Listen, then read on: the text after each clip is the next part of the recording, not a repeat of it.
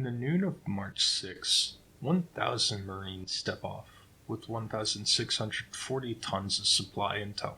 Much smaller force than originally agreed, however. More important plans are in mind. With the recent activity near Millen Bay, the Marines are assigned to secure the area and defend in case of a Japanese landing.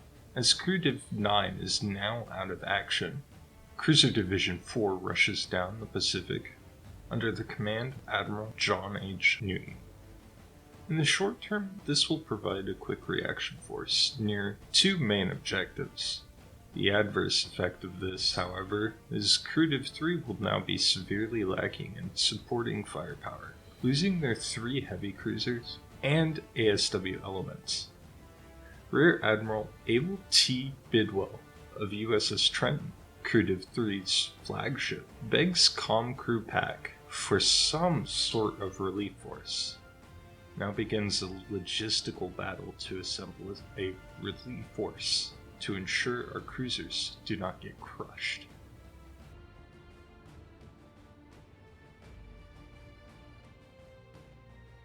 Abel was given his response. Cruiser Division 5, under Rear Admiral Raymond A. Spruance, would be sent to merge with CruDiv 3. Spruance, after a long private conversation, got him approved the release of command of Cruiser Division 5. In return, he would receive command of Task Force 17 when it is ready. But we'll get to that when it becomes more relevant.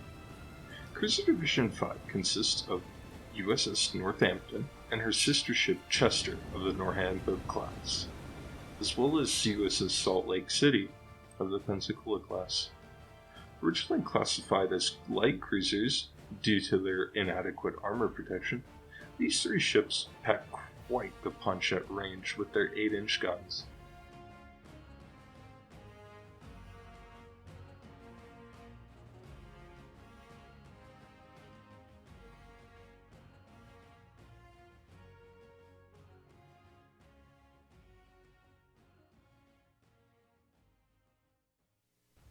At 7:30 a.m., a large fleet is spotted off the coast of Milne Bay.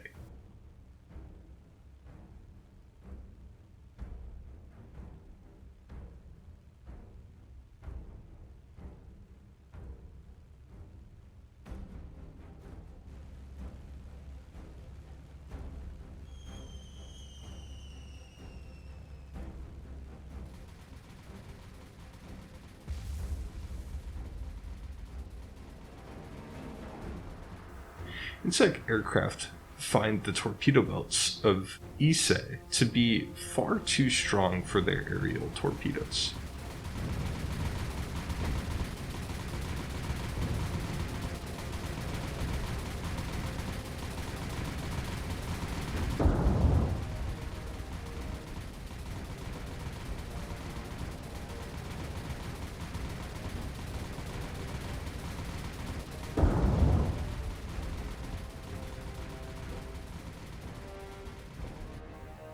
So instead they used their creativity to devise a devious plan.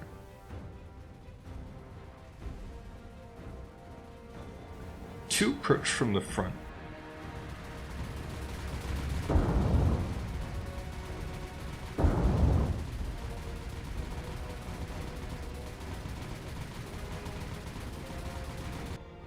And 2 from the rear. The 2 in the front hit the bow and forced the ship to slow down or risk heavy flooding in the rough seas.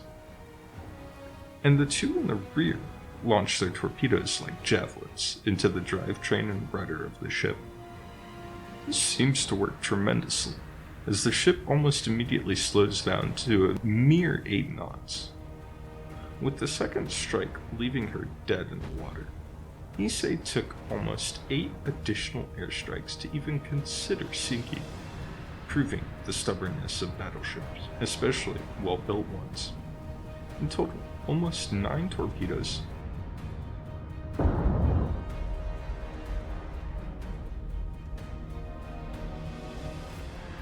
and 26 bombs were used to sink her.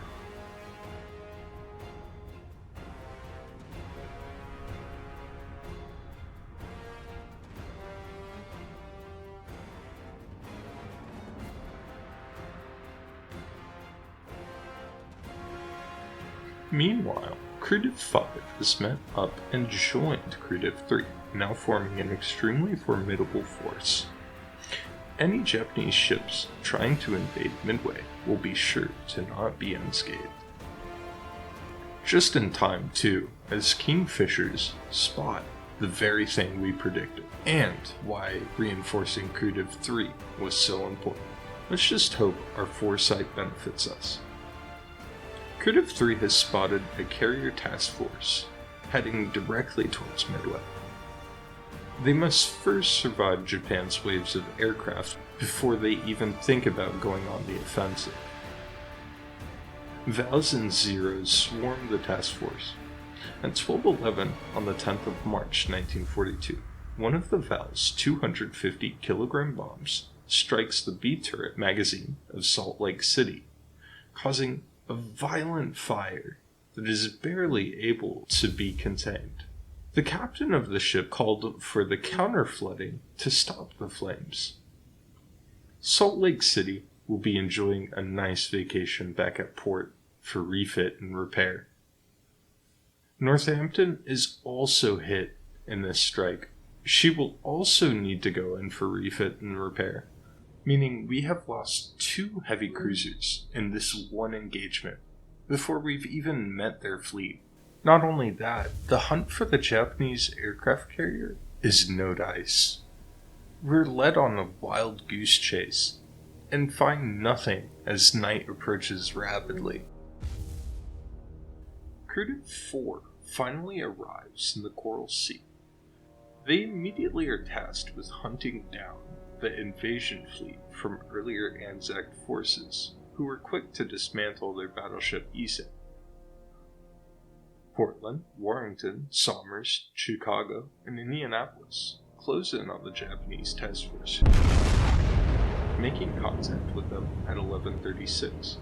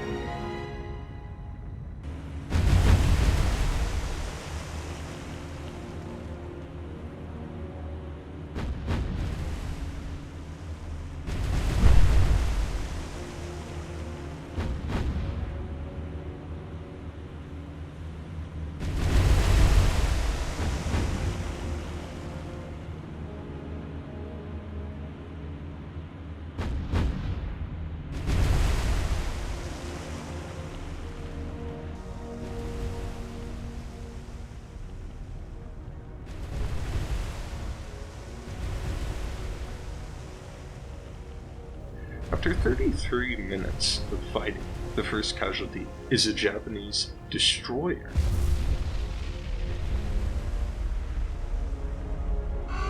After suffering a magazine explosion.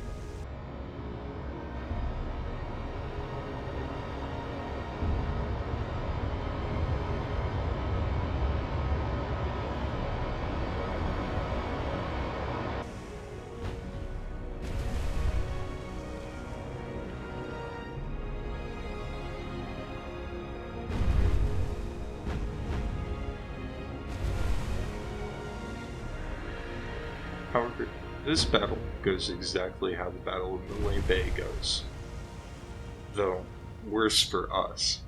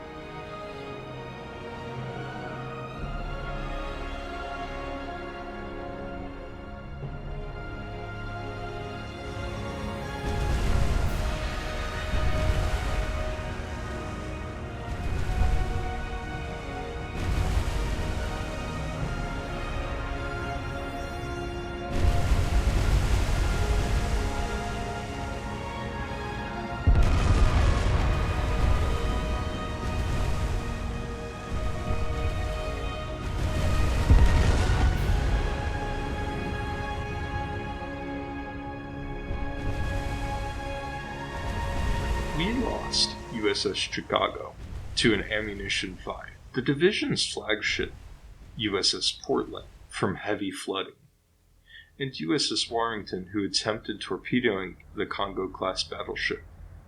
We are now down 4 heavy cruisers, leaving us very much worse for wear.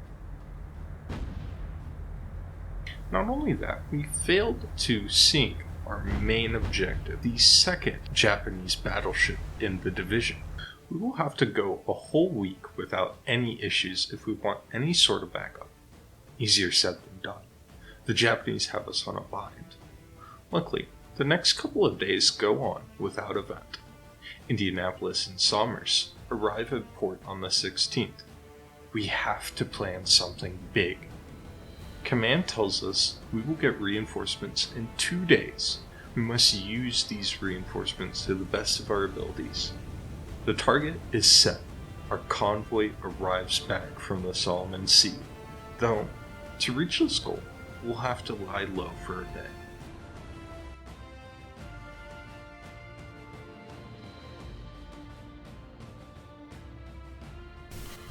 That's gonna do it for this episode. Thanks for watching, and be sure to comment with any input. I hope you enjoyed the series, and have a wonderful day.